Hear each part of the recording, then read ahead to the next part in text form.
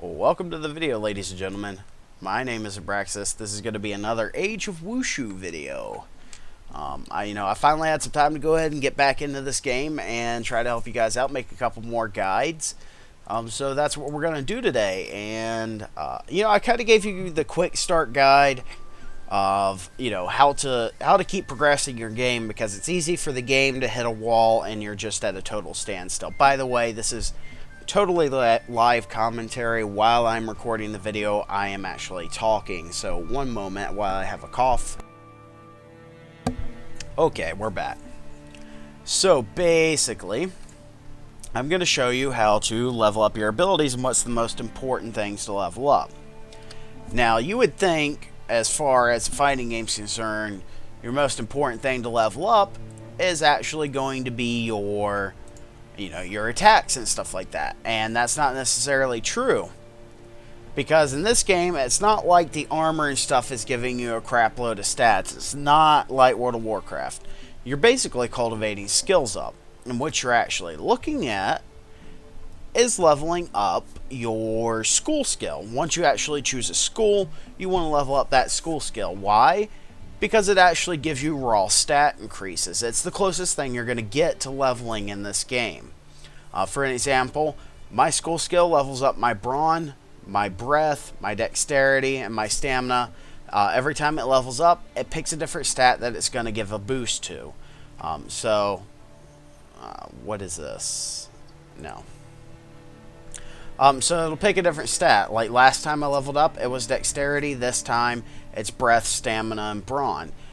So it's kind of increasing all of your stats, and thus becomes the most important skill to level up. In any game, your stats are going to be your bread and butter. So there's a few different ways for you to go ahead and level this up. One's going to be your internal cultivation. The second is going to be to go into practice. Now in this mode, it's going to tell you, it's going to take me 6 hours and 2 minutes to go ahead up to the next level. Now in this mode, if you've got a ridiculous amount of money sitting around, you can speed it up.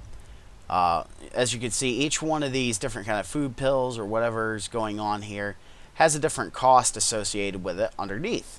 1 liang, 3 liang, 10 liang.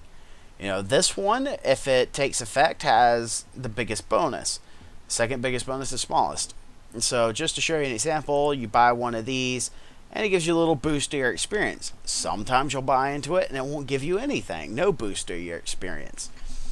And this is a pretty pricey way for you to level up. If you've got the money, go for it. If you don't, let me show you the next way you want to level up. And that's going to be through team practice. Now there's a few different team practices, and arguably the most effective one is going to be the one that has the game round 25. Now it'll take you 13 minutes to complete.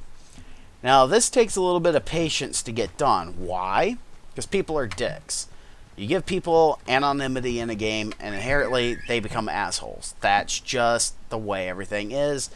It doesn't matter what game you play, people will be trolling if they can be trolling, right?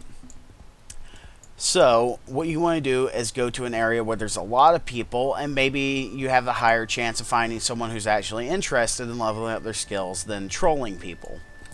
So I'm part of the Royal Guards, and I'm at the Royal Guards Palace. That's the school I chose. And every school has a quest. If you were following the journal that I told you to follow from video 1, every school's going to have a quest that'll take you to an area where you do your first team practice.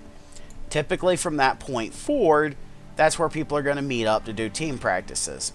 As you can see here, there's a bunch of people standing around AFK, trying to cultivate while they're offline, etc., without actually logging out. Because when you log out, your character goes off and he does something, he picks up a job, etc.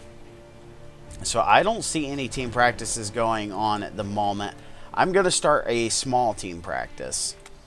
So I want to go ahead and cultivate that. I want to do a team practice. And just for the sake of time, I'm going to do a 10-round practice. And as you can see, it brings up a blue thing over my head. It looks like a bunch of people fighting. At this point, people can come up to me and join this team practice. And this is the fastest way possible to level up your skills.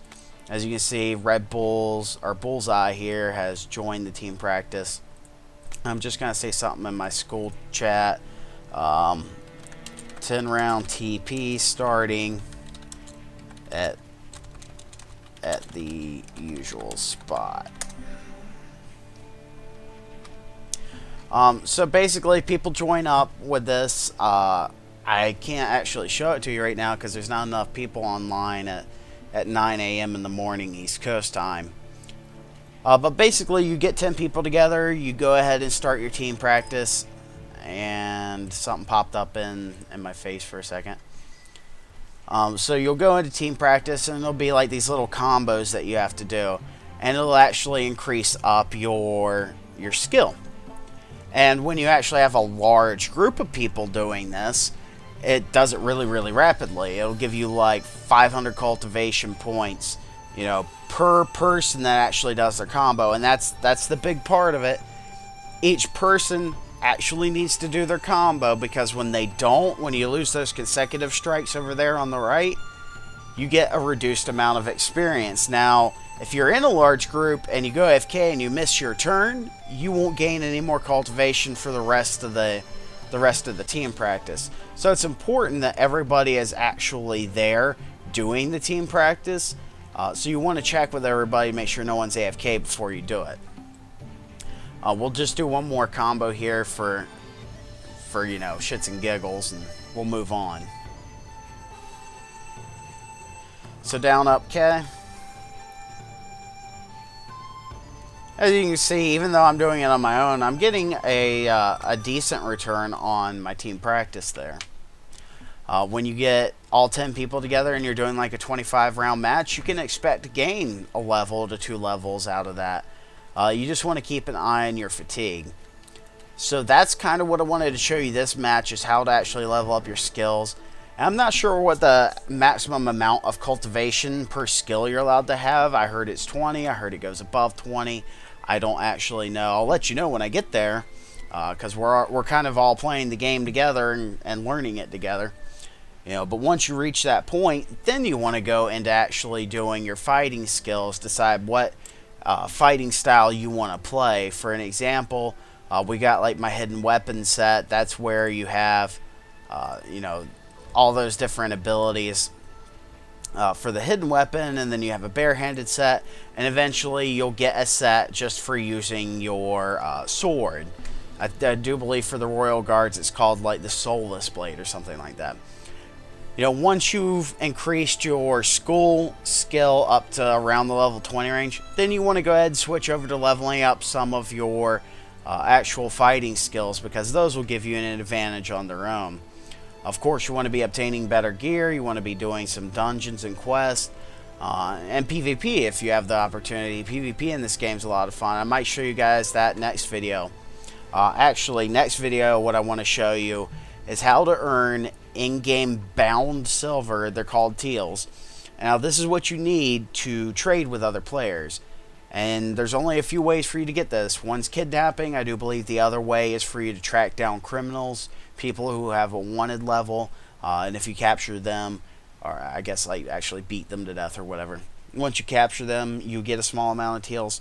Other than that, the only other way for you to get the teals is with the in-game, like you pay cash and you can get some gold and you can trade that for in-game currency, or you can buy stuff like armor, etc.